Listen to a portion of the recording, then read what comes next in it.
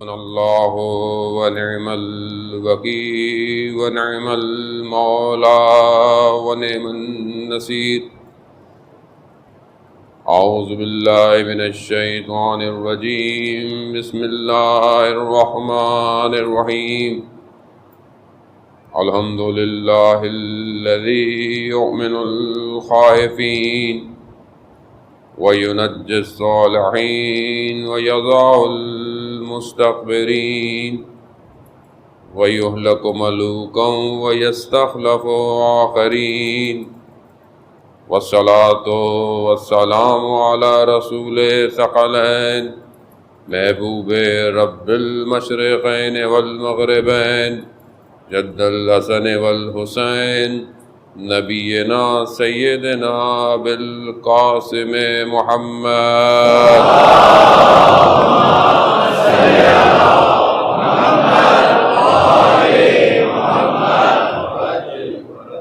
وآلہ الطیبین الطاہرین المعصومین لا سیما بقیت اللہ فی الارضین روحی وارواحنا للتراب مقدم الفداء ولعنۃ اللہ علی اعدائہم اجمعین.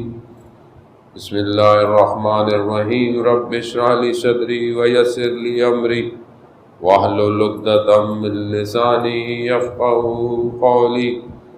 اما بعد فقد قال رسول اللہ صلی اللہ علیہ وآلہ وسلم ان الحسین مصباح الہدی والسفینۃ النجات. صلوات بھیجے محمد.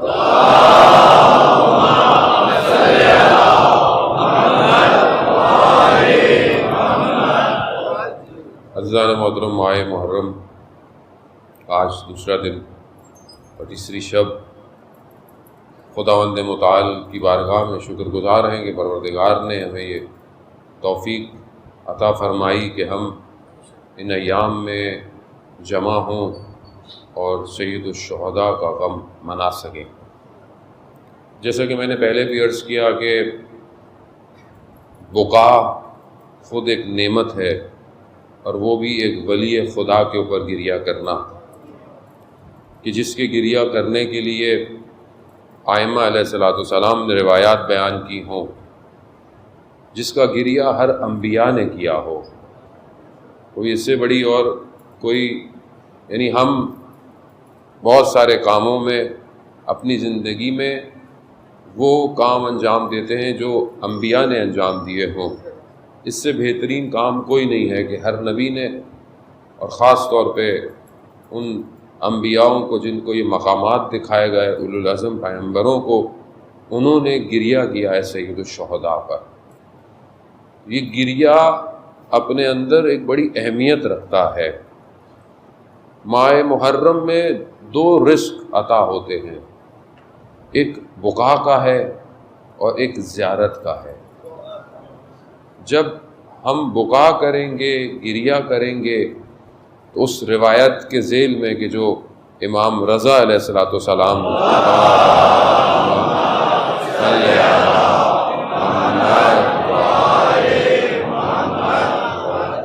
اس روایت کے ذیل میں کہ جو ابن شبیب سے امام نے بیان فرمائی تھی کہ بقا انسان کو پاک کرتا ہے، طاہر کرتا ہے، اور ہر گناہ کبیرہ اور صغیرہ کو معاف کروا دیتا ہے. اب یہ بہرحال کیونکہ ہم مادیت میں زیادہ انوالو ہیں، میٹرلسٹک ورلڈ میں رہتے ہیں، تو ہم اکثر بہت ساری چیزوں کو اس مادے کے ساتھ کمپیئر کرنا شروع کر دیتے ہیں. مطلب یہ کیسے ہو سکتا ہے؟ مثلا ایک آدمی گریہ کرے، اسے گناہ معاف ہو جائیں، مطلب یہ کیسے ہوگا؟ تو مسئلہ یہ ہے کہ ہم اس مادے سے باہر نکل نہیں پا رہے آج تک، کیونکہ جہاں میں نے ہماری گفتگو بھی اسی ذیل میں ہے. اور میری تو کوشش نہیں ہے، البتہ توفیق الہی اگر شامل حال رہی تو انشاءاللہ ان چند دنوں میں ہم مادے سے باہر نکلیں گے. لیکن اس کے لیے ظاہر ہے آمادگی ہونا بہت ضروری ہے، یعنی ریڈی ہونا، کیونکہ بہرحال ہر مقامات امتحان طلب کرتے ہیں. وہ ایسے نہیں عطا ہوتا کوئی بھی مقام. یعنی ایک تسلسل سے گزرنا پڑتا ہے. یعنی ایک وہ مقام جو کربلا کا کہ اساتید بیان کرتے ہیں جس کو میں تو پہلے بھی کئی دفعہ کہہ چکا ہوں اور کہتا رہتا ہوں، جس سے میرے کچھ دوست ناراض بھی ہوتے ہیں جو طالب علم ہیں، علماء ہیں، کہ آپ یہ کیوں کہتے ہیں لوگوں کو کہ آپ اپنے استادوں کی چیزیں پڑھتے ہیں. تو میں نے کہا اس سے مجھے کیا فرق پڑتا ہے، کیونکہ میں پڑھتا ہی انہیں کی چیز ہوں، میرا اپنا ہے ہی کچھ نہیں. میں پہلے بھی ڈینائی کرتا ہوں کہ میرے پاس اپنا کچھ نہیں ہے، میں صرف ٹرانسلیشن کرتا ہوں آ کے یہاں پہ. تو اور استادوں نے محنت کی ہے، زحمت کی ہے انہوں نے. وہ فرماتے ہیں کہ وہ جو مقام ہے کربلا میں جمال کا، کہ جسے ہم اکثر غافل ہیں، میں اس میں اپنے آپ کو زیادہ کہوں گا کہ وہ جو جمال ہے کربلا میں، یعنی حسن جو ہے کہ جسے ہر آنکھ دیکھ نہیں پائی. جب ابن زیاد نے پوچھا بی بی زینب سلام اللہ علیہ سے صلی اللہ، جب یہ کہا کہ ہم نے یہ کیا وہ کیا، آپ نے کیا دیکھا، کیا کہا؟ ما رأیت الا جمیلا، میں نے جمال کے سوا کربلا میں کچھ نہیں دیکھا. اب یہ استاد فرماتے ہیں کہ اس جمال کو دیکھنے کے لیے مصائب سے گزرنا پڑتا ہے، اسی لیے المصائب ہیں. نہیں آسان نہیں عزیزان محترم. خوب دیکھیں ہر مراتب ایک چیز مانگتے ہیں، یعنی ہر چیز کی ایک پرائس ہے، قیمت ہے، اور یہ انہوں نے معاملات طے کیے ہوئے ہیں اوپر والے کے ساتھ. یہ آسان نہیں ہے. مطلب ہمارے لیے تو بڑا آسان سا پیکج ہمیں دیا گیا ہے. اچھا تم گریے کرو، آؤ رو چلے جاؤ. کیوں؟ کیونکہ سب کچھ تو ہم نے اپنے اوپر لیا ہے. یعنی اہل بیت نے اس امت کی اصلاح کے لیے سب کچھ اپنے ذمے لیا، مشکلات سے گزرے، پورے بشریت کی مشکلات گزارنے کے لیے کربلا کا سفر کیا ہے. یہ سفر ظاہراً چند دنوں کا، چند ماہ کا لگتا ہے. ہم بھی آتے ہیں بہرحال ٹوٹے پھوٹے لفظوں میں سفر کر کے چلے جاتے ہیں، لیکن یہ بڑا طویل سفر ہے کہ جس سفر کی تیاری جو ہے وہ انبیاء کر رہے تھے. یعنی انبیاء نے بشریت کو کمال تک پہنچانے کا سفر شروع کیا، اور اس کو تکمیل کے لیے امام حسین علیہ السلام کربلا پہنچے ہیں. خوب یہ زاویہ ہے کربلا کا عزیزان محترم، کیونکہ بہرحال اس میں کسی کا نہیں ہے. سب علماء چاہتے ہیں کہ اچھی بات بیان کریں اور لوگوں تک منتقل کریں، لیکن بعض اوقات شہر کے حالات، دوسری باتیں گفتگو کو منتشر کر دیتی ہیں، اور حقیقت بعض اوقات کہنے سے رہ جاتی ہے. میں پوری کوشش ہوتی ہے، میں بھی وہی توفیق الہی کہ کوشش ہو کہ ادھر ادھر نہ جائے آدمی، اور جو ہو رہی ہیں باتیں ہونے دیں. ہم 10 دن کربلا پہنچے، ہم پہنچ جائیں کربلا. اب اس کے بعد اگر گردن کٹتی ہے تو کٹتی رہے، ہاتھ ٹوٹتے ہیں تو ٹوٹتے رہیں، لاشوں کے ٹکڑے ہوتے ہیں تو ہوتے رہیں، کیونکہ کربلا تو قیمت مانگتی ہے. مطلب آپ آئیں بولے جی اچھی بات کی، واہ واہ کی، چلے گئے، پھر نیاز بھی کھا لی، سب کچھ کھو لی، اچھی بات ہے تو سب ہے، لیکن کچھ نہ ہو تو پھر کربلا نہیں ہے عزیزان محترم. یعنی جہاں ارباب جو سید ہے نا ہمارا، سید کس کو؟ سید عربی کے اندر کہتے ہیں سردار کو، بڑے چیز کو. سید الشہداء یعنی شہداء کا جو سید ہے، جو سید و سردار ہو، جب وہ اپنی گردن دے رہا ہو تو پھر نوکروں کی کیا مجال، یعنی اس سے زیادہ اور کیا ہوگی. کیوں؟ کیونکہ کربلا عشق کا کعبہ ہے. کربلا عشق کا کعبہ ہے. وہ اس عشق کے کعبے میں داخل ہونے کی شرط کیا ہے؟ گردن کٹوا کر آؤ. اب اگر ہے ہمت، کوئی امام حسین نے خود فرمایا، عزیزان محترم، امام نے خود مکہ چھوڑتے وقت جو کہا کہ اپنے خون کا بذل کر سکتے ہو، یعنی خون دے سکتے ہو. وہ یہ پہلی شرط تھی امام حسین علیہ السلام کی، اپنے ساتھ جو لوگ تھے، یہ پہلی شرط تھی. بذل کر سکتے ہو، وہ یہ پہلی چیز ہے. تو ہم اپنی زندگی میں دیکھیں عزیزان محترم کہ ہم اپنے وقت کے امام کے لیے کو یا لیتنی تو پڑھ دیتے ہیں ہم لوگ، کاش ہوتے، کیونکہ نہیں ہے، لیکن ہمیں کہا گیا ہے کہ جب بھی یاد کرو امام کو، امام کے صحابیوں کو، یہ ضرور کہو، خوب یہ ضرور کہو، کیونکہ تم کہو گے تو تمہارے وجود میں موومنٹ پیدا ہوگی. آدمی زبان سے کچھ کہے گا تو ہی اس کے قلب کے اوپر اثر ہوگا. اس لیے کہا جاتا ہے، کیا کہا جاتا ہے، ذکر پڑھتے رہیں، ذکر کی حالت میں رہیں، استغفار لفظی بھی کریں، کیوں کہ پھر وہ قلب پہ جا کر اثر کرے گا. تو یہاں پر یہ ضروری ہے کہ انسان اپنے وجود کا تکرار کرے. کہنا آسان ہے، واقعاً آسان ہے، لیکن پہنچنا آسان نہیں ہے. اس کے لیے ظاہر ہے ایک سیر تکامل، ایک سفر، ایک ٹریول چاہیے، اور وہ ٹریول کوئی اور نہیں کروا سکتا، وہ خود وقت کا امام کروا سکتا ہے. وقت کا امام، وقت کا امام ہے ہی وجود ہی اسی لیے ہے کہ ہم پوری انسانیت کو، بشریت کو نکالے. عزیزان محترم، ہم کیونکہ قید ہو گئے ہیں، ہمیں قید کر دیا گیا ہے. اب بولے ہم تو قید نہیں ہیں، ہم تو آزاد ہیں. کہاں نہیں، اصل میں دیکھیں ظاہری بدن آزاد نہیں ہوتا، ذہن آزاد ہونا چاہیے.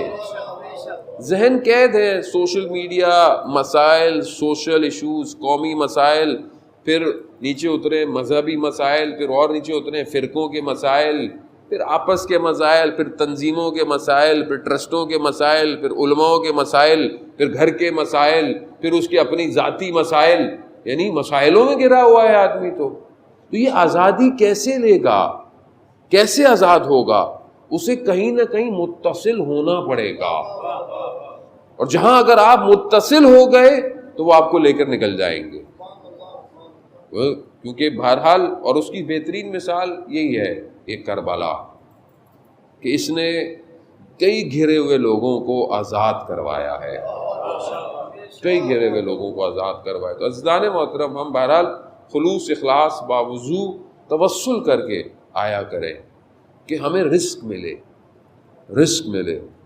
یہ 8 سال کی جو ایران اور عراق کی وار تھی 90s کے اندر، اوائل 90s کے آخر تک 80s میں سٹارٹ ہوئی، اس کے اندر جو جوان لڑکے تھے انہوں نے اپنی شرٹوں کے پیچھے جو ہے وہ لکھا ہوتا تھا کیا، یا شہادت یا زیارت. بس یا شہادت دے دیں یا امام زمانہ زیارت کروا دیں، یعنی دوسرا آپشن نہیں ہے ہماری زندگی میں. یعنی ایک دنیا الگ تھی. یعنی دیکھیں ہم لوگ جس میں میں بھی شامل ہوں، ہمارا جو مین اثاثہ ہے وہ شہادت ہے. یاد رکھیے گا. کیوں؟ کیونکہ امام حسین علیہ السلام نے خود فرمایا، امام فرماتے ہیں کہ میں بستر پہ یعنی بیماری سے مرنے سے بہتر ہے خدا تیری راہ میں تلواروں سے میرے بدن کے ٹکڑے ہو جائیں، ٹکڑے ہو جائیں. تو یہ شہادت جو ہے نا، یہ ہماری اساس ہے.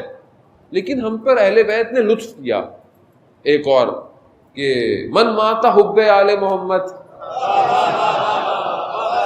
کہ جو اہل بیت کی محبت میں مرے گا وہ شہید مرے گا. یعنی ہماری ہر طرح کی موت کو شہادت میں بدل دیا. تو یہ لطف ہے عزیزان محترم. ہمیں کیونکہ ہم اس وادی میں وارد نہیں ہوئے جس وادی میں ہم نے وارد ہونا ہے، تو ہمیں پتہ نہیں ہے کہ شہادت ہے کیا اصل میں. جسے پتہ چل جائے شہادت کیا ہے تو وہ اپنی زندگی میں تڑپتا ہے. کیوں؟ کیونکہ وہ معاملات ہی کوئی اور ہیں. شہدائے کربلا رات کو، یعنی شب عاشورہ، جو ان کی کیفیت تھی وہ کیا تھی؟ کیفیت وہ یہی کیفیت تھی نا کہ مطلب میں کل جلدی چلا جاؤں. ہر ماں کہتی تھی بچے کو کہ تم دیر نہیں کرنا بیٹا. اصحاب کہتے تھے ہم پہلے چلے جائیں. یعنی کیا وجہ تھی؟ کون سی چیز تھی جو ہمیں نظر نہیں آ رہی ہے؟ یعنی کون سی ایسی چیز ہے کہ جو ہمارے وجود میں پیوست ہو عزیزان محترم، تاکہ ہم اپنے وجود کو قربان کریں. ساری زندگی ہمارے ماں باپ نے محنتیں کی، ہمیں نادیلی پڑھ کر بڑا کروایا، ہمارے گھروں میں بچپن سے ماتم، عزاداری، اس سب کو کروا کر جو ہے وہ کیوں ہے؟ تاکہ تم شہید پرور بنو، تم اپنے امام کے راستے پر چلو. اور موت اختتام تھوڑی ہے، یہ دنیا اختتام تھوڑی ہے، تو منتقل ہو رہے ہیں ہم. شخص بڑا مریض تھا، بہت مریض تھا، امام نقی علیہ الصلوۃ والسلام،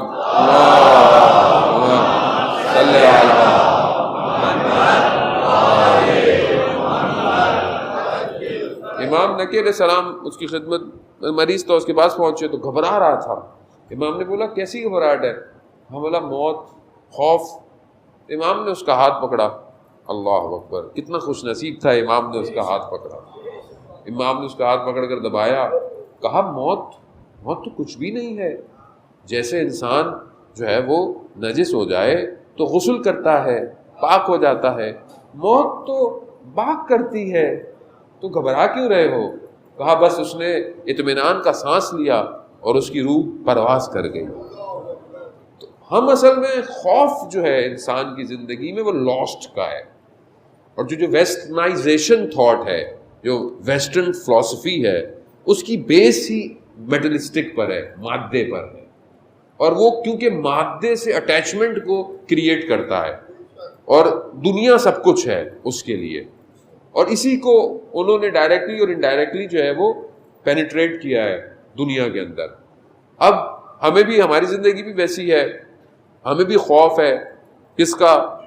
مطلب پہلے تو انسان پڑھائی کا خوف ہوتا ہے، بچے جوان بیٹھے ہوئے ہیں کہ ہم پاس اچھے ہوں.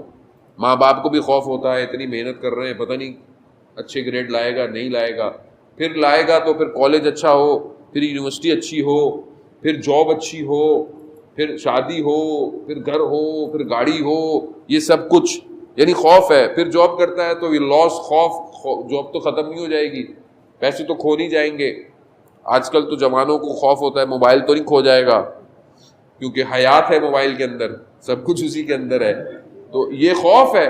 اب کیونکہ ہماری اٹیچمنٹ ہے، اب جتنی ہماری اٹیچمنٹ بڑھتی جاتی ہے، چاہے چیز چھوٹی ہی سی کیوں نہیں ہو، وہ اٹیچ ہوتی ہے، کیونکہ مادہ ہے، زندگی ہے. اچھا اب آگے کی پلاننگ ہو، باہر پڑھنے جائیں، باہر جاب کریں، اس طرح کی چیزیں.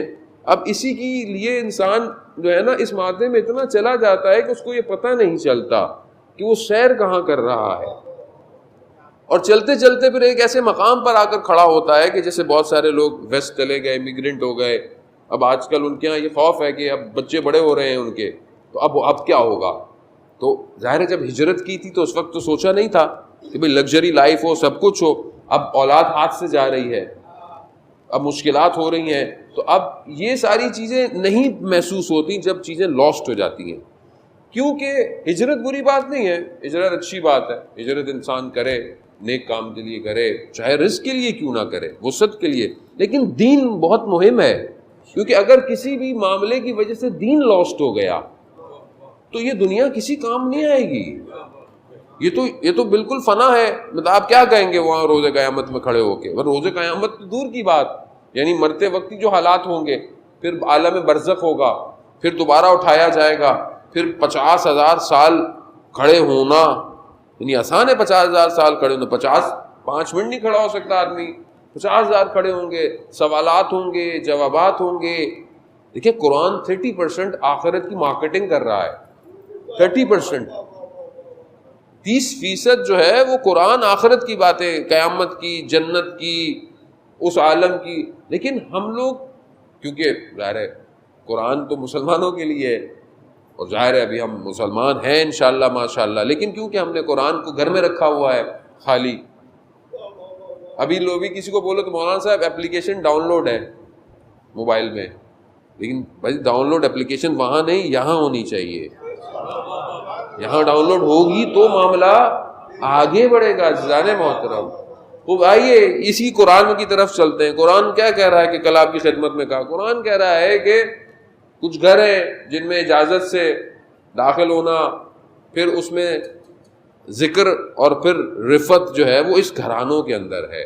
یعنی یہ ساری چیزیں جو ہیں وہ اس گھرانوں. اس گھر کی تعریف میں نے کل آپ کی خدمت میں بتائی. یہ کون سا گھر ہے، یہ کون سے گھر ہیں؟ یہ گھر صرف مٹی کے یا دیوار یا اینٹ والے گھر نہیں ہیں. یہ گھر صرف فزیکل نہیں ہے، یہ ایک گھر ہے. یہ گھر ہر جگہ ہے، اور اسی گھر سے شہر ڈیولپ ہوتا ہے. اس میں داخل ہونے کی شرائط ہے کہ جس میں ہمیں اپنی تربیت کرنی ہے. پہلی چیز کہ جس کی طرف کل میں نے تھوڑا سا اشارہ کیا کہ مولا متقیان حضرت علی ابن ابی طالب علیہ السلام صلی اللہ۔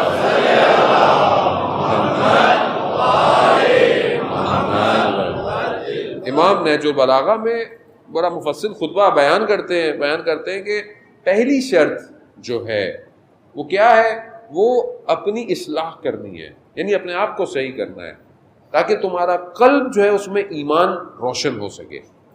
اب اس ایمان کو، ایمان ظاہر ہے فزیکل فارم تو ہے نہیں، اب آپ کو کہ ایمان یہ لے لے اندر رکھ لے، نہیں، ایمان جو ہے اب وہ جس طرح ذکر بڑھتا جائے گا ایمان قلب کو روشن کرتا رہے گا۔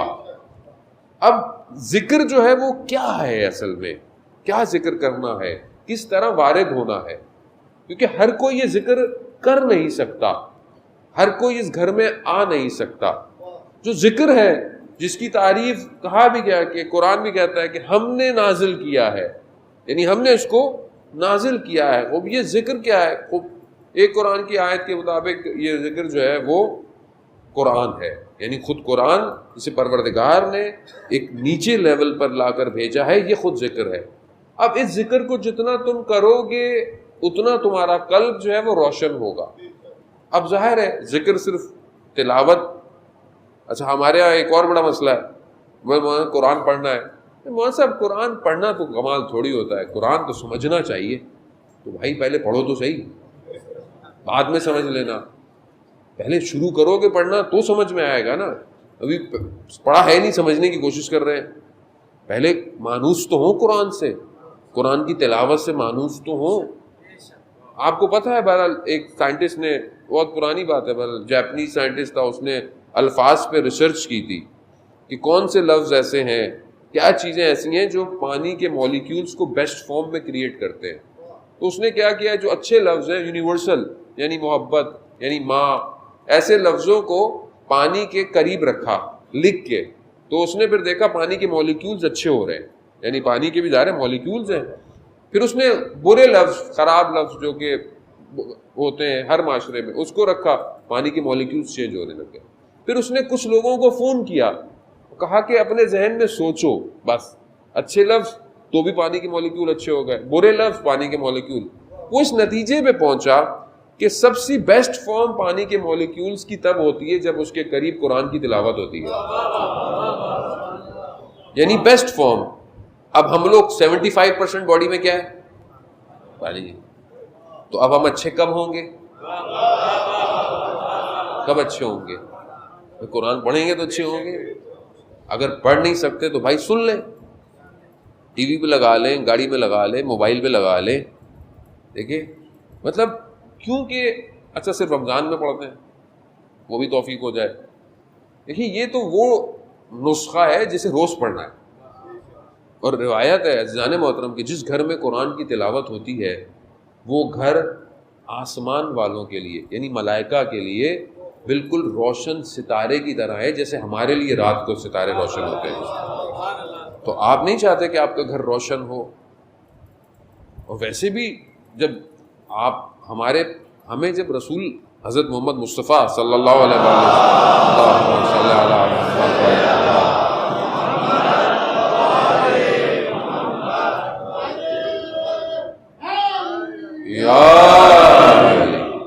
رسول خدا فرماتے ہیں کہ میں تمہارے درمیان دو چیزیں چھوڑ کے جا رہا ہوں، دو بھاری چیزیں، ثقلین یعنی ایک بھاری گران بہا، ایک قیمتی چیزیں دو چھوڑ کے جا رہا ہوں، ایک قرآن ہے اور ایک اطاعت اہل بیت ہے۔ اب جو ان پہ جوڑے گا دونوں کو وہی پہنچے گا، جس نے چھوڑ دیا وہ گمراہ ہو جائے گا۔ اب اس ذکر کو، ایک یہ ذکر ہے، پھر قرآن ایک اور جگہ کہتا ہے کہ ہم نے جو ہے وہ مومنین کے لیے عمل صالح انجام دیں، یہ دیں اور اس ذکر کو حاصل کریں۔ دوسری جگہ ذکر رسول کو کہا گیا ہے، یعنی خود رسول کی ذات ذکر ہے، رسول کی ذات تک پہنچنا ضروری ہے۔ کیوں؟ کیونکہ وہ خود قرآن وہیں آ رہا ہے، وہیں سے جا رہا ہے، تو وہ خود وجود ذکر ہے۔ اب جو آئے گا، اب یہی ذکر یعنی یہی رسول جو ہیں تمہیں ظلمات سے نکالیں گے نور کی طرف، یخرجو من الظلمات، تمہیں نکالیں گے اندھیرے جہالت سے، تاریکی سے، گمراہی سے، یہی رسول تمہیں نکالے گا۔ اور یہی کیا رسول خدا نے اس دور کے اندر اور آج تک، یعنی سب انہی سے ملا ہوا ہے۔ ہمارے پاس اور ہے کیا رسول کے علاوہ؟ سب کچھ رسول سے ہے. ہمارے بعض اہل سنت برادران سمجھتے ہیں کہ شاید ہمیں رسول کا ذکر نہیں کرتے.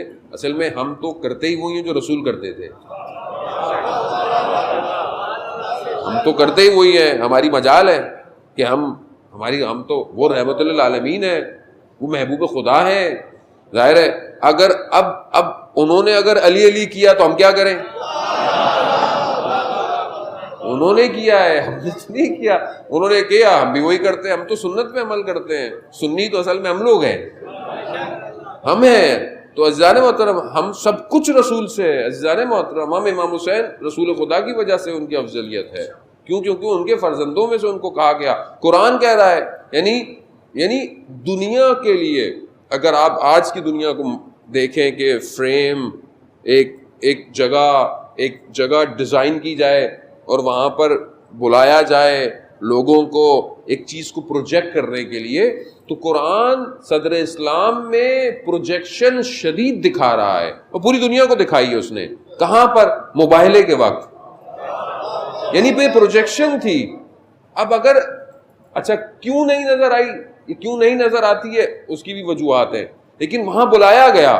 قرآن نے کیا کہا کہ جب آپس میں ان کی گفتگو ہوئی, وہ جو آئے تھے تقریباً 40-60 لوگ, اور رسول خدا سے انہوں نے گفتگو کی, مناظرہ کیا, لیکن کانے نہیں ہوئے, یعنی پھنس گئے تھے لیکن مان نہیں رہتے. اب تو یہ کہا کہ پھر مباہلہ کرتے ہیں, یعنی ایک دوسرے کو یعنی دعا کرے, اور جو سچا ہے وہ بچ جائے گا, جو جھوٹا اس پہ عذاب نازل ہو, اس پہ لعن نازل ہو.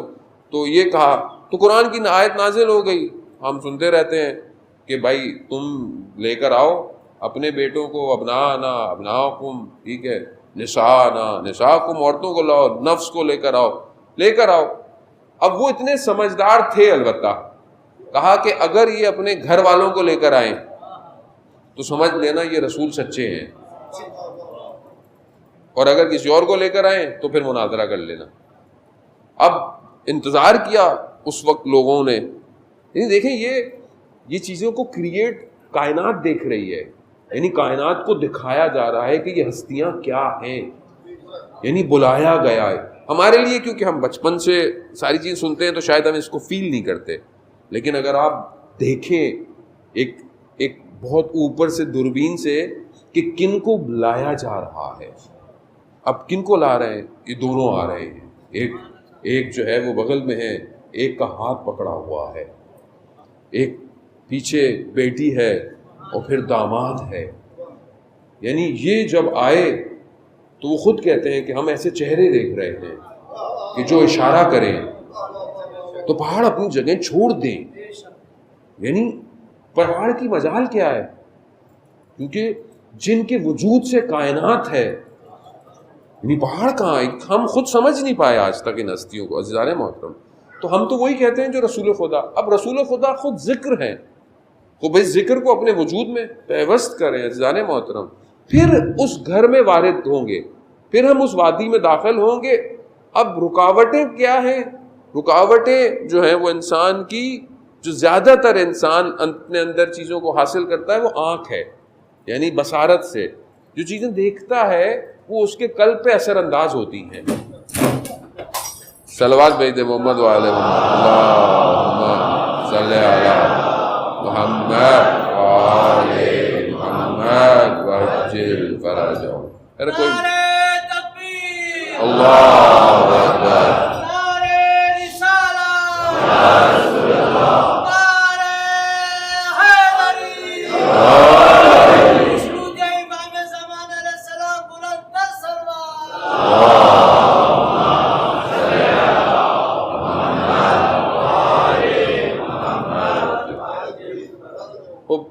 انسان اپنی آنکھ سے جو دیکھتا ہے وہ اس کے اندر اثر کرتی ہے.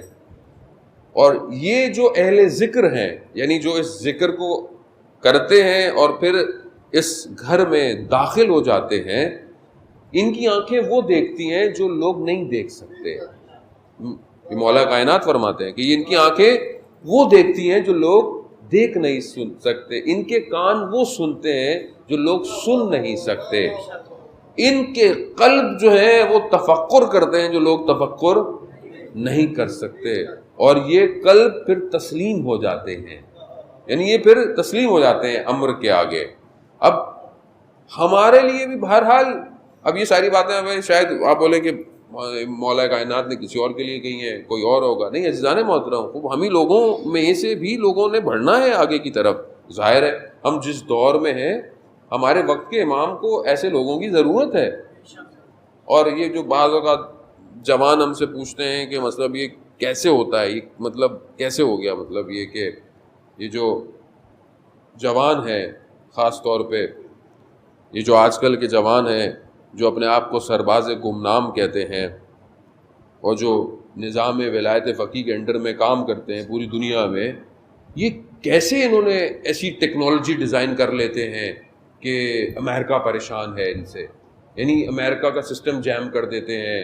اتنے ایسے میزائل آج انہوں نے میزائل لانچ کیا، اس کا نام ہے قاسم سلیمانی۔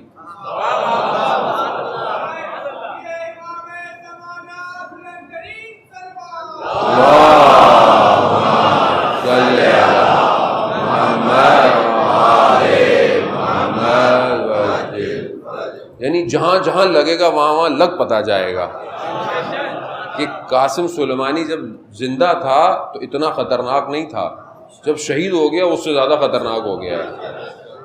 تو اب یہ کیسے کر لیتے ہیں، یہ کیوں کرتے ہیں؟ کیونکہ ان حجابات کو ہٹایا ہے۔ یعنی جب انسان پاکیزگی کی طرف بڑھتا ہے تو آنکھیں کچھ اور دیکھتی ہیں، کان کہیں اور سنتے ہیں، تفکر اور افکار میں نجوا ہوتا ہے۔ نجوا کہتے ہیں سرگوشی کو، یعنی آہستہ سے بات کرنے سے، کان میں کوئی بات کرتا ہے اس کو نجوا کہتے ہیں۔ یہ نجوا ہوتا ہے، تکلم کرتا ہے عقل اس کے باطن کے ساتھ، اور اس کو چیزوں اس کے اوپر افکار کو، جیسے آج کل کی زبان میں سادی زبان میں ڈاؤن لوڈ ہوتا ہے، سب کچھ ہے، کیونکہ ہم ڈاؤن لوڈ نہیں کر سکتے اس لیے ہمیں پتہ نہیں چلتا، ورنہ چیزیں تو موجود ہیں۔ عزیزان محترم، اب اس تک پہنچنے کے لیے اہل ذکر ہونا پڑے گا، یعنی اپنے آپ کو کرنا پڑے گا۔ ایسا نہیں ہو سکتا آپ بولے کہ میں بہت اچھا کام کرنا چاہتا ہوں اور میں اپنے ملک کے لیے بہت اچھا، اپنی قوم کے لیے، اپنے محلے کے لیے، اپنی فیملی کے لیے ایک اچھا کام کرنا چاہتا ہوں اسلام کے لیے، اور میری خلوت جو ہو وہ پاک نہ ہو۔ ایسا نہیں ہو سکتا، ایسا نہیں ہو سکتا کہ میری آنکھ جو ہے وہ اس میں حیا نہ ہو۔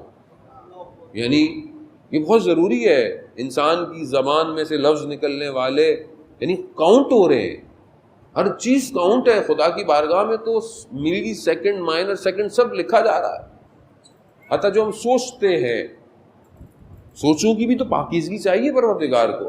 آپ سوچیں پاک ہوں گی تو ڈاؤن لوڈ ہوگا۔ اب ایک ظرفی اگر خدا نہ خواستہ گندا ہے تو آپ اس میں جتنا اچھا ڈال لیں وہ سب نجس ہی ہوتا رہے گا۔ تو ہم آئے اس لیے ہیں مجلس میں کہ ہم پاک ہوں، یہ طہارت کی جگہ ہے، یہ افکار کو صاف کرتی ہے، یہ ذہنوں کو صاف کرتی ہے۔ کیوں؟ کیونکہ جو امام حسین علیہ السلام سے متصل ہو جاتا ہے، امام اسے جانے نہیں دیتے تھے، کیونکہ جو متصل ہوا وہ پلٹا نہیں ہے۔ روایت ہے کہ جو شخص کربلا زیارت پہ جاتا ہے کہ خدا کرے کہ ہم سب کو جلد سے جلد زیارت نصیب ہو، امام اس کو اس کے آباء و اجداد کے نام کے ساتھ جانتے ہیں، اس کے نام کے ساتھ جانتے ہیں، اس کے حق میں دعا کرتے ہیں، اس کے لیے دعائیں مانگتے ہیں، ملائکہ کو بھیجتے ہیں ساتھ کہ جاؤ جب تک یہ ہے بیمار ہو جائے تو تیمارداری کرو، مر جائے تو استغفار کرو اس کی قبر پہ جا کر۔ یعنی معاملہ بہت آگے ہے، کیونکہ حجاب نہیں ہٹ رہے آنکھوں سے، مادے میں اتنے انوالو ہیں، انسان سے خطا اتنی ہوتی ہے، نماز میں لذت کیوں نہیں ملتی، کیفیت کیوں نہیں تبدیل ہوتی؟ میں اللہ اکبر کرتا ہوں، دنیا کے خیالات آنا شروع ہو جاتے ہیں۔ اس کی وجہ ہے کہ جو نماز سے پہلے کا وقت تھا اس میں کیا کیا میں نے، گفتگو کیا کی، دیکھتا کیا ہوں۔ یعنی آپ کو اپنے لیے اصول قائم کرنے پڑیں گے۔ عزیزانہ آپ جوان ہیں، خاص طور پہ ماشاءاللہ زیادہ تر جوان ہیں، اور جوان ہی جو ہے وہ دشمن کا ٹارگٹ ہے۔ اس کے ذہن کو مفلوج کر دو، یعنی آپ سوچیں ذہن آلودہ ہو جائے خدا نہ خواستہ نامحرم تعلقات کے ساتھ، انٹرنیٹ پہ غلط چیز دیکھنے کی وجہ سے، تو فجر میں اٹھنا مشکل ہو جاتا ہے. کیوں؟ روح سنگین ہو جاتی ہے, بھاری ہو جاتی ہے, اس کو کوئی اٹھنے نہیں دیتا. ہمیں فیل نہیں ہو رہا, ہمیں یہ چیزیں فیل نہیں ہوتی ہیں. تو مولانا صاحب کیا ہے, چیٹ تو کرتے ہیں خالی, کیا ہے, کیا فرق پڑتا ہے, مل تھوڑی رہے گا چیٹنگ کرنے میں. نہیں, ارتباط ہے, رابطہ ہے.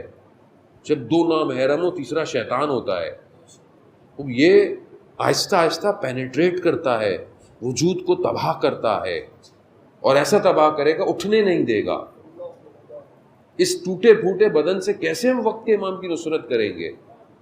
یعنی انسان کو ظاہری بھی اچھا چاہیے, فٹ ہو, آدمی ورزش کرتا ہو, ایکسرسائز کرتا ہو, سب کچھ اچھا ہو, لیکن اندر زیادہ اسٹرانگ ہو, ارادے مضبوط ہوں. اور دشمن کا کام یہی ہے, ان ارادوں کو ضعیف کرو. عزیزان محترم, ہم نے بڑھنا اس وادی کے اندر ہے. اگر ہم اس وادی میں داخل ہوں تو ہی ہمارے لیے, اور اس یعنی جو گھر ہے, یہ جو نور کا بیت نور جسے قرآن کہہ رہا ہے, یہ بیت نور عاشورہ ہے. یہ سب سے بہترین جو بیت نور ہے ہمارے لیے, یہ عاشورہ یعنی کربلا ہے. اس کی حدود نہیں ہے, حدود سے فزیکلی کربلا وہیں پر ہے, اپنی جگہ پر ہے, لیکن یہ پوری دنیا میں ہے. اب جو اس میں آئے گا, اسی لیے رسول خدا فرماتے ہیں مصباح الہدا ہے. مصباح الہدا یعنی کہ ہدایت کا چراغ ہے, یعنی تمہیں چراغ لے کر آئے گا اس نور کے اندر. اب اس چراغ کی طرف آؤ. قرآن جہاں سورہ نور کے اندر مثال دیتا ہے, اللہ نور السماوات والارض, اللہ جو ہے وہ نور ہے. پھر آگے بڑھتا ہے کہ کیا ہے, کہ اس کی مثل جو ہے وہ مشکات کی طرح ہے. مشکات ہے, اور اس مشکات میں ایک مصباح ہے, یعنی اس مشکات کے اندر ایک چراغ ہے. روایت کہتی ہے کہ مشکات رسول خدا کا ظرف ہے, اور مصباح امام حسین علیہ السلام ہے. کربلا کربلا کربلا کربلا کربلا کربلا.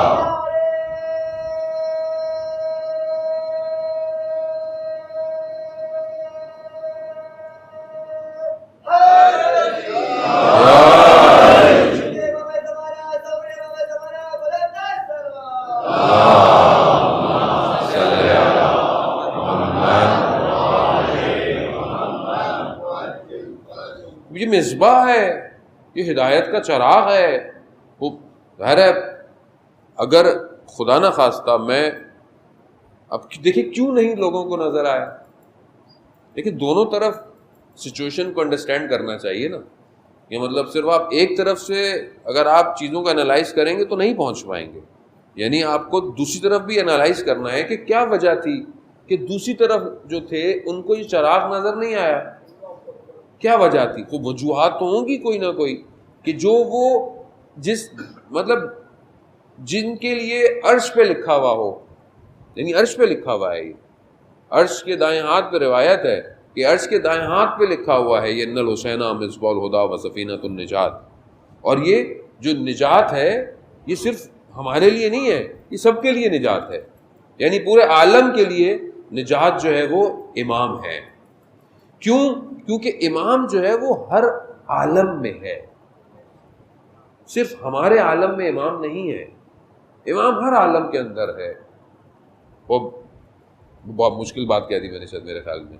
عزیزان محترم, میں تو مشکل بات ہی تھوڑی سی کروں گا کیونکہ, لیکن ہوتی آسانی ہے لیکن بناتا مشکل ہوں تاکہ تھوڑا سا لوگ مولانا فلسفہ بھی جانتے ہیں. اب بعض لوگ کہتے ہیں بھائی سادی سی باتیں کرتے ہیں تو نارمل سی باتیں کر کے چلے جاتے ہیں. اصل میں ہماری نارمل باتیں سولو نہیں ہوئی ہیں ابھی تک, تو ہم بھاری باتیں کیا کریں گے. عزیزان محترم, خوب یہ معرفت امام تو ہمارے لیے ہمارے اصول دین میں سے ہے. اب اگر ہم نے اس کو صحیح طرح اچھی طرح پہلے سے نہیں پڑھا تو اس میں تو نا سادی سی بات ہے. ہمارے لیے امامت یعنی امامت ایک بہت امپورٹنٹ چیز ہے, اور ہم نے خود اس کو نہیں لیا, اللہ نے اس کو بھیجا ہے. کیسے بھیجا؟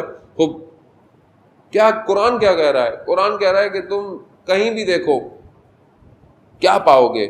وجہ اللہ. وجہ اللہ جو ہے وہ تم کہیں بھی چلے جاؤ, تمہیں وجہ اللہ جو ہے وہ ہر جگہ ہے. یعنی اللہ کا چہرہ ہر جگہ ہے, کہیں بھی تم جاؤ ہر جگہ اللہ کا چہرہ ہے. وہ وجہ اللہ کون ہے؟ مولا کائنات کے لیے کہا گا وجہ اللہ. اور ہم تو یہ سنتے نعرے لا کے چلے جاتے ہیں, گھر چلے جاتے ہیں. ہم سمجھنے کی ضرورت ہے وجہ اللہ ہے کیا.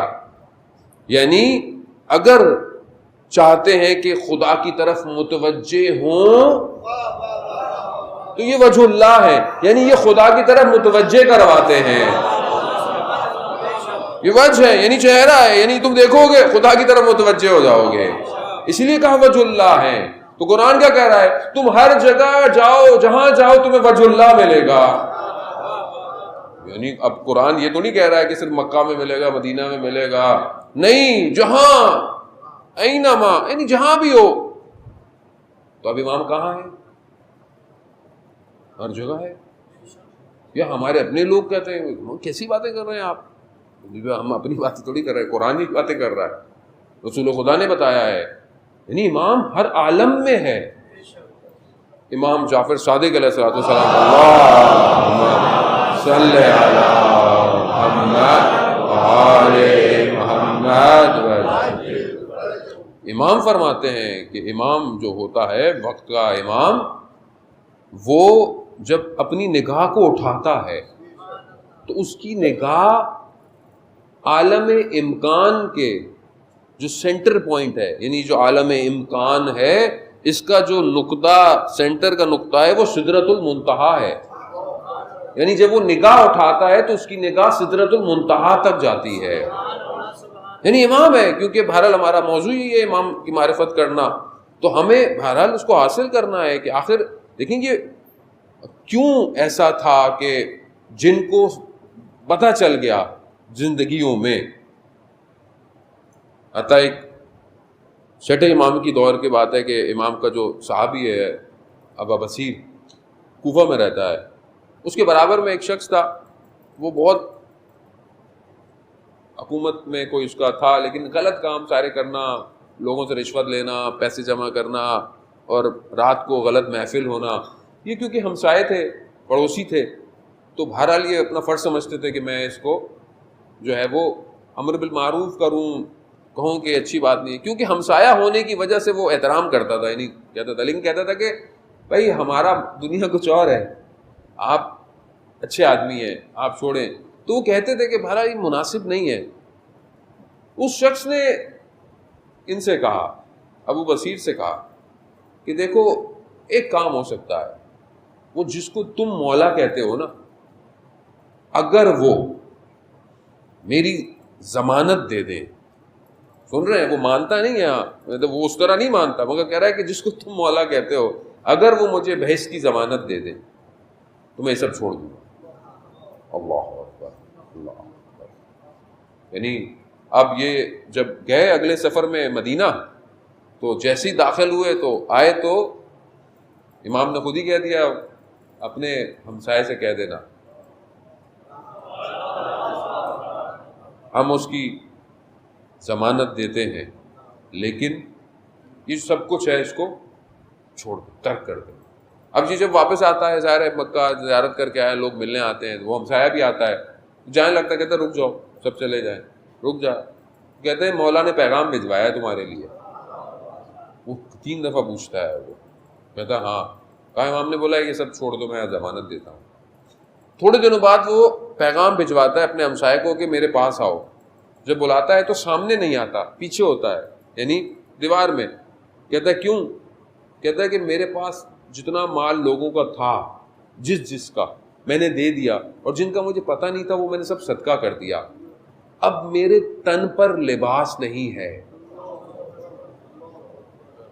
تن پر لباس نہیں ہے. پھر کہتے ہیں انہوں نے لباس مہیا کیا, یعنی اس استغفار کے عالم میں سوکھ گیا بدن. چند دنوں بعد بلایا, اور آخری وقت میں اسی کو بلایا اور کہا کہ مجھے لگتا ہے کہ شاید میں چلا جاؤں گا. وہی ہوا, رخصت ہو گیا, دنیا سے چلا گیا. جب یہ دوبارہ گئے تو یہ داخل ہی ہو رہے تھے, تو امام نے دیکھ کر کہا کہ ہم نے تمہارے ہمسائے کے ساتھ وفا کی. عزیزان محترم, خوب امام ہے, امام یعنی جو ذرا پہچان گیا, ذرا پہچان گیا, وہ خادم کہ جس کے پاس خراسان سے آیا ثروت مند شخص اور کہتا ہے کہ یہ جو تم امام کی خدمت کرتے ہو یہ مجھے دے دو، میں تمہیں، میری زمینیں ہیں، میرے باغ ہیں، سب کچھ میں تمہیں دیتا ہوں. اس نے سوچا کہ سودا تو برا نہیں ہے. اب دیکھیں نا وہ کمپیریزن. آیا مولا کے پاس، مولا وہ ایسے ایسے کہہ رہا ہے کہ یہ نوکری مجھے دے دو اور میری یہ سب لے لو. امام نے کہا ہاں اگر تم جانا چاہتے ہو تو چلے جاؤ. جانے لگا تو امام نے کہا مگر ایک بات یاد رکھنا، جو جتنا اس دنیا میں ہمارے قریب ہے وہ آخرت میں اتنا ہی ہمارے قریب رہے گا. اللہ اکبر. عزیزان محترم، یعنی یہ صرف فزیکل نہیں ہے، ہاں یہ وجود کے ساتھ ہے. یعنی میرے 24 گھنٹے میں امام کتنا میرے ساتھ ہے اس کو کون انالائز کرے گا؟ کوئی مشین تو انالائز نہیں کرے گی. یعنی میں پورے 24 گھنٹے میں اپنے وقت کے امام کو کتنا یاد کرتا ہوں، میں اپنی صبح کیسے کرتا ہوں جب میری صبح ہوتی ہے. اذان محترم مطلب سانس رکتی ہے. ایک طالب علم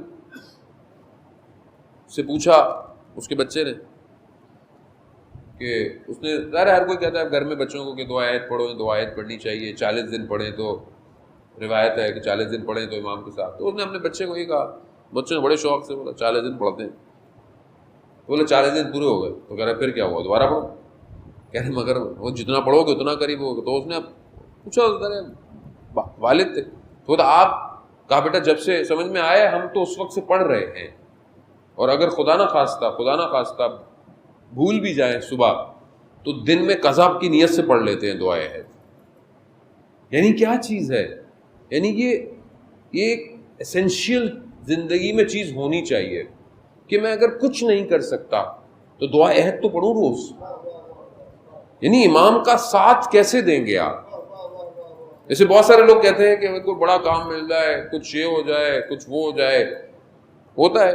نجف میں آیت اللہ عراقی بیان کرتے ہیں کہ نجف میں شیخ محمد تھا، مریض تھا، سینے میں اس کے کوئی مشکل تھی، فقیر بھی تھا، غریب بھی تھا، اور اس پر یہ کہ کسی سے رشتہ بھی کرنا چاہتا تھا. رشتہ بھیجا، ان کا بھائی تم فقیر ہو، پیسے نہیں ہے، تمہیں کہاں سے بیٹی دے. بڑا دل ٹوٹا. تو اس نے علماء سے سنا ہوا تھا کہ 40 دن مسجد سہلا میں جائیں چلا کاٹیں. جیسے ہمارے بھی لوگ کہتے ہیں مولانا صاحب کچھ تسبیح دے دیں، کچھ دعائیں دے دیں.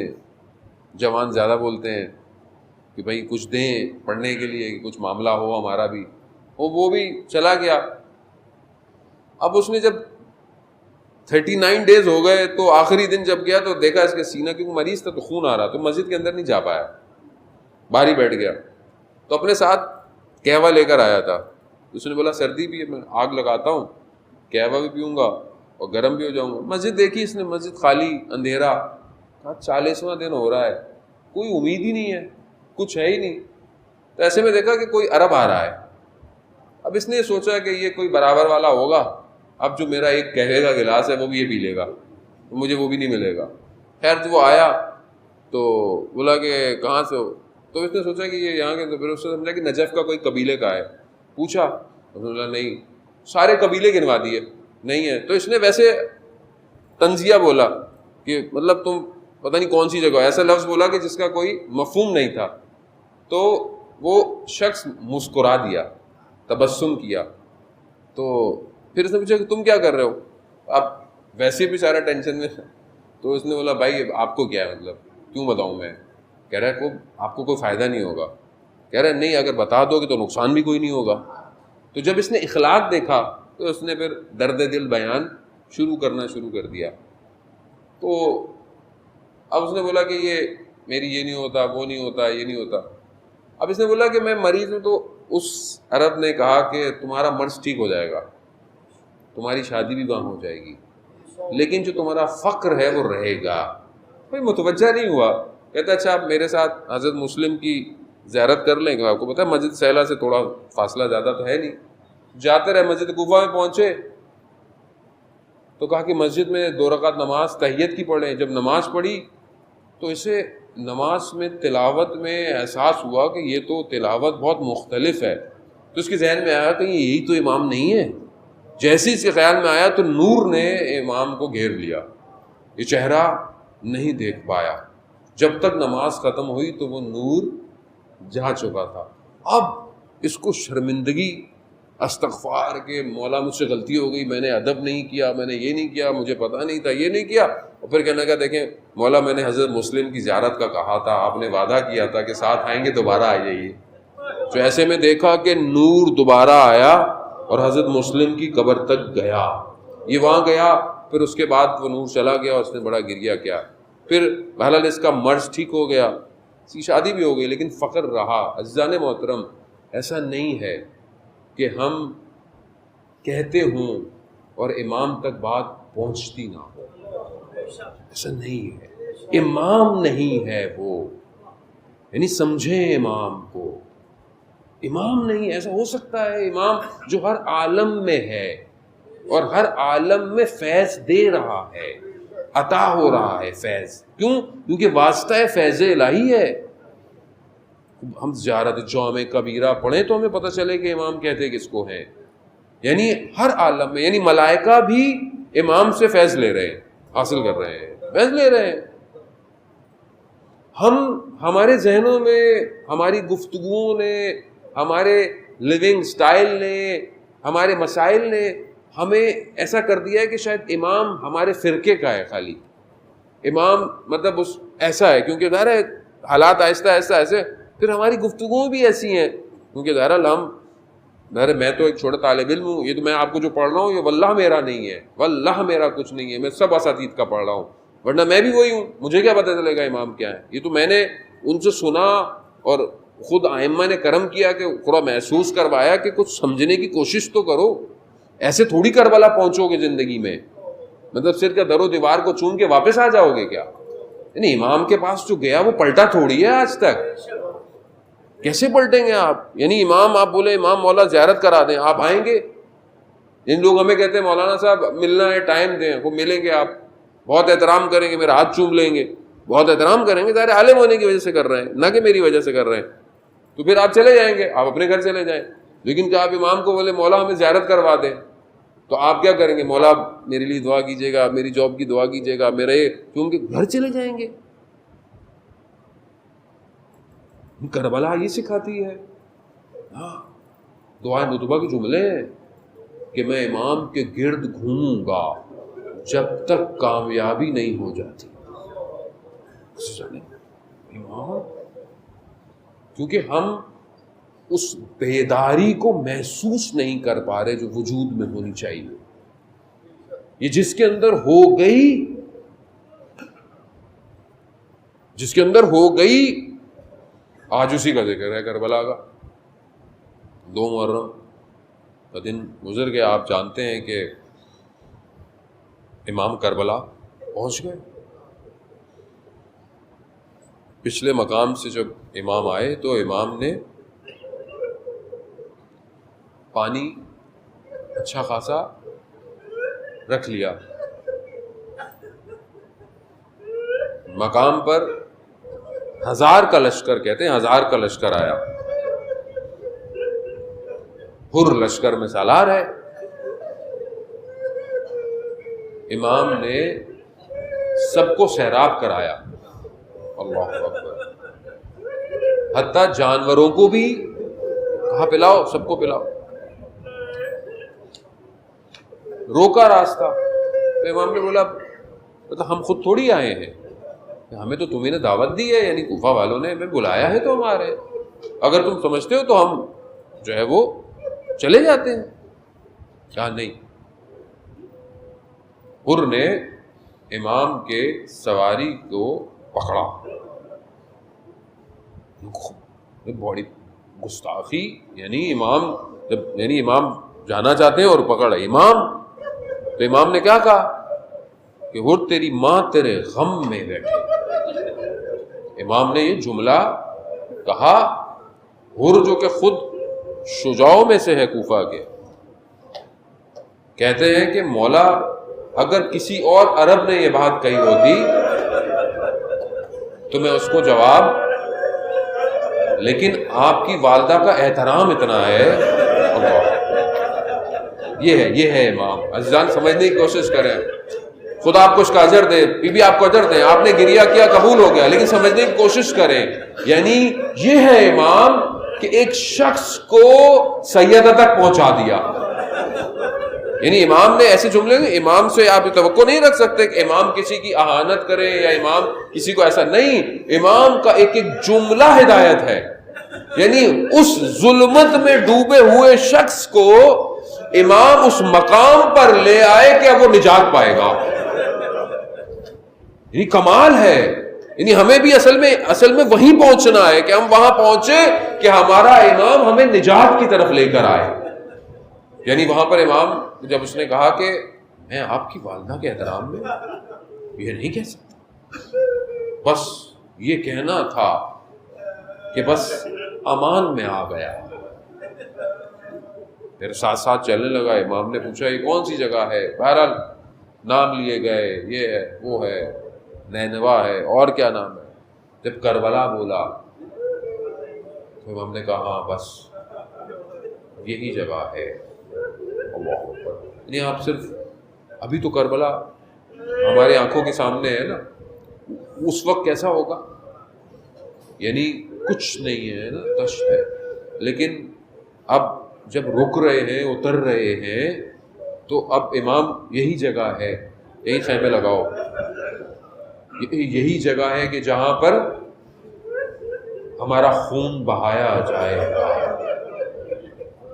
تصور کریں نا کہ یعنی اللہ اکبر، یعنی کتنا سفر کیا بشریت نے بقا کے لیے، کمال کے لیے، کہ ایک مقام پر پہنچا کہ جہاں بندگی اپنے اوج پہ جائے گی۔ یہ وہ مقام ہے، یہاں اتر رہے ہیں، اتر گئے، خیمے لگ گئے، سب ہو گیا۔ شب عاشورہ جب پہنچی تو عمر ابن سعد کے پاس آیا کہ بھئی کیا ہے، کیا ہے؟ کہا جنگ کا ارادہ ہے۔ کہا کیا؟ کہا بس گردنیں کٹیں گی، ہاتھ کٹیں گی، کچھ بھی ہو جائے۔ اب جب اس نے یہ سنا تو اس کا ارادہ یہ نہیں تھا، اس نے بولا بھئی مسئلہ تو کوئی بات ہو جائے، کچھ ہو جائے، لیکن جب اس نے سنا تو ایک بے چین حالت میں پلٹا، رات کو چلنے لگا۔ ہمارے استاد بیان کرتے ہیں کہ چلتا رہا۔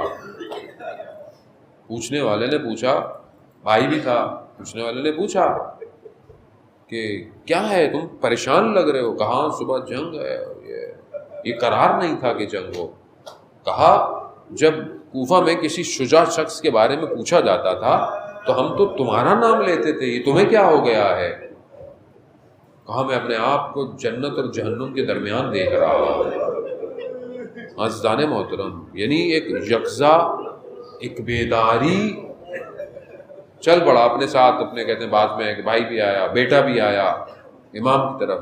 جب امام کی طرف پہنچے، اور جی سب سے پہلے صبح کی طرف جب یہ پہنچے، بعض کہتے ہیں کہ رات ہی کو نکل گئے، تو کہ کون آ رہا ہے؟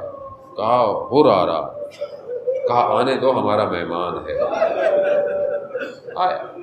علماء مختلف پڑھتے ہیں کہ بہرحال آنکھوں پہ پٹی باندھ کر آیا، بعض کہتے ہیں ہاتھ پر آیا، بہرحال لیکن مقاتل ہیں، مختلف ہے، لیکن بہرحال آیا، عرض ادب کے ساتھ آیا، شرمندگی کے ساتھ آیا، شرمسار ہو کر آیا، اور سب سے پہلے کہا کہ مجھے اجازت دے کہ میں آپ کے لیے اپنی جان کو فدا کروں۔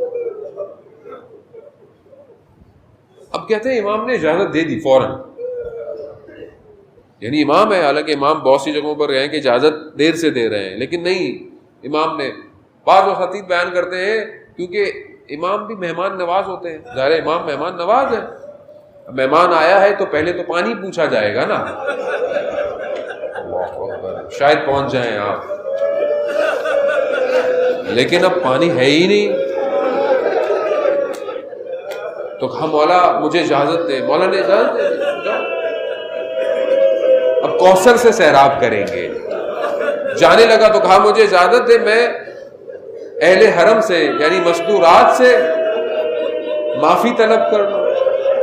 کہتے ہیں گیا باہر خیموں کے باہر بیٹھا, ریت کو اٹھایا, سر پہ ڈالا, کہا مجھے معاف کر دیجیے گا, مجھے نہیں پتا تھا کہ یہ ہوگا,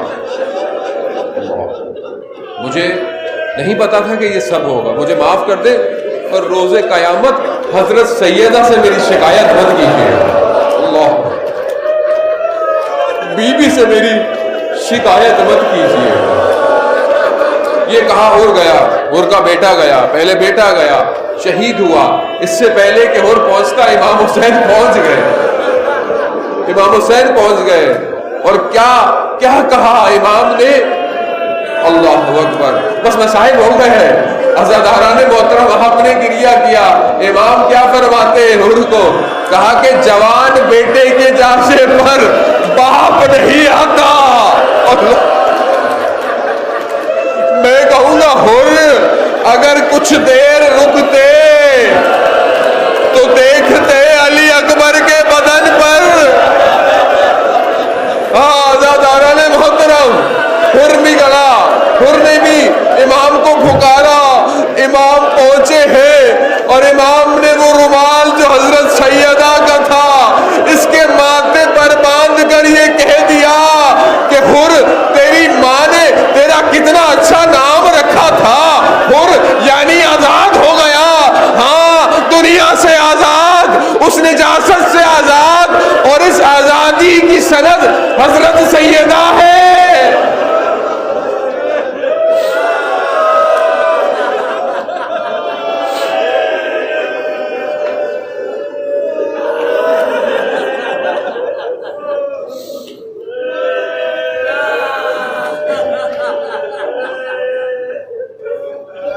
لعنت اللہ علی القوم الظالمین وسيجعلهم الذین ظلموا ایاما کالذین ينقلبون. پروردگار امام زمانہ کی ظہور میں تعجیل عطا فرما, ہمیں ان کے ناصروں, ان کے مددگاروں میں شمار فرما. پروردگار ہماری اس عبادت کو اپنی بارگاہ میں قبول فرما. پروردگار اس عزاداری کو, ہماری حیات ہے اس کو قائم اور دائم رکھنے کی توفیق عطا فرما. جہاں جہاں مجلس, ماتم, جلوس, عزاداری ہو رہی ہے ان سب جگہوں کی حفاظت فرما. پروردگار جہاں پہ جو لوگ جس طرح سے بھی اپنا حصہ ڈال رہے ہیں, چاہے وہ انتظامیہ, management, police, security, scout, media والے, انجمن, ٹرسٹ, ہر جتنے بھی لوگ ہیں, پروردگار ان کو اپنی بارگاہ سے اتنے کثیر عطا فرما. پروردگار ہم خطاکار ہیں, گناہگار ہیں. پروردگار تو نے کرم کیا ہم پر کہ ہم اس عزاداری کو رکھ رہے ہیں, ہمارے سے اس نعمت کو قائم رکھنے کی, اس کو نعمت کو بڑھانے کی توفیق عطا فرما. جہاں جہاں پوری دنیا میں مومنین مشکلات میں ہیں, پروردگار ان کی مشکلات کو دور فرما. اس بیماری اور وائرس کو انسانیت سے دور فرما. جو لوگ مریض ہیں ان سب کو بیمار کربلا کے صدقے شفائے کاملہ اور عاجلہ عطا فرما. جو بے روزگار ہیں انہیں رزق حلال عطا فرما. جو برسر روزگار ہیں ان کے رزق میں ترقی اور کشادگی عطا فرما. جو بے اولاد ہیں حضرت علی اصغر کا واسطہ اولاد صالح اور نیک عطا فرما. جو مقروض ہیں غیب سے ان کے قرضوں کو عطا فرما. جو جوان بیٹے بیٹیاں گھروں میں بیٹھے ہیں ان کے لیے بہترین کف کا انتظام فرما. پروردگار جو ہمارے مرحومین دنیا سے چلے گئے ہیں ان کی قبروں کو اہل بیت کے نور سے منور فرما. ہمارے گھروں کو قرآن کی تلاوت سے منور فرما. ہمارے قلب کو اس نور حقیقی سے منور فرما. ہمیں بہترین اعمال کو انجام دینے کی توفیق عطا فرما. دشمنان اسلام اگر ہدایت کے قابل ہیں انہیں ہدایت عطا فرما, اور ہدایت کے قابل نہیں تو انہیں نیست اور نابود فرما. علماء کرام, مراجع اکرام سب کو طول عمر اور سلامتی عطا فرما. مسلمانوں میں آپس میں بھائی چارے اور اتفاق کی فضا کو قائم کرنے کی توفیق عطا فرما. پاکستان کو عزت اور استحکام عطا فرما. اس کی سلامتی کو ہم سب کو اس کو تضمین کرنے کی توفیق عطا فرما. اللہم ارزقنا زیارت الحسین فی الدنیا و شفاعتہ فی الآخرہ. اللہم صلی علی محمد.